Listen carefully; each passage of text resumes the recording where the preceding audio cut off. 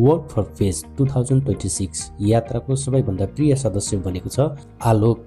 धेरै दर्शकहरू भिचुहरूको साथमा यो कुकुर देखेर अचम्मित छन्। आलोकको बारेमा विस्तृत जानकारी। आलोक कहाँबाट र कसरी भेटियो? आलोक कुनै खरिद गरेको कुकुर होइन। यो यात्रामा नेतृत्व गरिरहनुभएका भिचु पर्णकराले आलोकलाई टेक्ससको एउटा एनिमल सेल्टरबाट उद्धार गरिएको हो। सेल्टरमा रहेका धेरै कुकुरहरूमध्ये यसको शान्त स्वभाव देखेर भिचुले यसलाई आफ्नो साथमा राख्ने निर्णय गर्नुभयो। नामकरण आलोक नै किन? बौद्ध दर्शन र संस्कृत भाषामा आलोकको अर्थ प्रकाश, लाइट वा ज्ञानको ज्योति हुन्छ। यो यात्राले विश्वमा शान्तिको प्रकाश फैलाउने लक्ष्य रहेको हुनाले यस कुकुरको नाम पनि आलोक राखिएको हो। यसलाई पिस डग वा मेसेन्जर अफ पिस भनेर पनि चिनिन्छ। यात्राभन्दा अगाडिको अवस्था। यात्रा सुरु हुनुभन्दा अगाडि आलोक टेक्ससको हङदुवा विपसना भावना सेन्टरको बौद्ध गुम्बामा भिचुहरूसँगै बस्ने गर्दथ्यो। त्यहाँ उसलाई भिचुहरूको सङ्गत र अनुशासित वातावरणमा बस्ने बानी परिसकेको थियो। त्यसैले अहिले दैनिक 20-30 माइल हिँड्दा पनि ऊ निकै शान्त र आज्ञाकारी देखिन्छ। उमेर र स्वास्थ्य अवस्था। उमेर आलोक अहिले करिब 2 देखि 3 वर्षको जवान कुकुर हो। स्वास्थ्य यात्राको बीचमा डिसेम्बर अन्त्यतिर आलोकको एउटा खुट्टामा समस्या देखिएको थियो। उसलाई केही समयको लागि यात्राबाट विश्राम दिएर शल्यक्रिया गरियो। अहिले जनवरी 19 सम्मको अपडेट अनुसार आलोक निको भएर फेरि भिचुहरूसँगै नर्थ क्यारोलिनाको सडकमा हिँड्न सुरु गरिसकेको छ। खानपान कस्तो छ त? आलोकको खानपानमा भिचुहरूले निकै ध्यान दिनुहुन्छ। उसले विशेष गरी उच्च गुणस्तरको डग फुड खान्छ। धेरै हिँड्नुपर्ने भएकोले उसलाई प्रशस्त मात्रामा पानी र तागत दिने खानेकुराहरू दिइन्छ।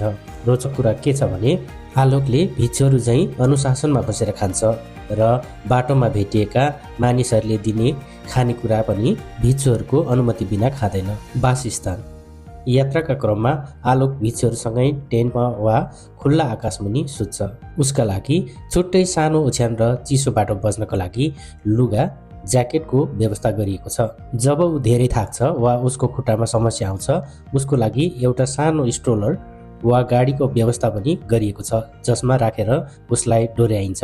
कुकुरलाई मानिसको सबैभन्दा मिल्ने साथी भनिन्छ, तर आलोकको कथा अलि फरक छ।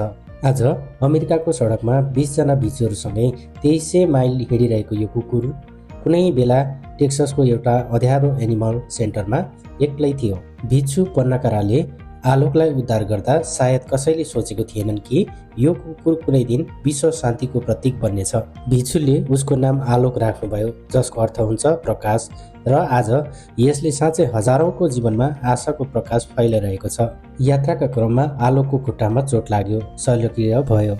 सबैलाई लागेको थियो कि आलोकले अब हिँड्न सक्दैन, तर भिचुहरूको प्रार्थना र आलोकको साहसले गर्दा ऊ फेरि तङ्ग्रियो। अहिले जनवरी 19 सम्ममा ऊ पुनः सडकमा फर्किएको छ, आफ्ना गुरुहरूसँग कदममा कदम मिलाउँदै। उसले दिनको एक पटक मात्र भोजन गर्ने भिचुहरूको अनुशासन बुझ्छ।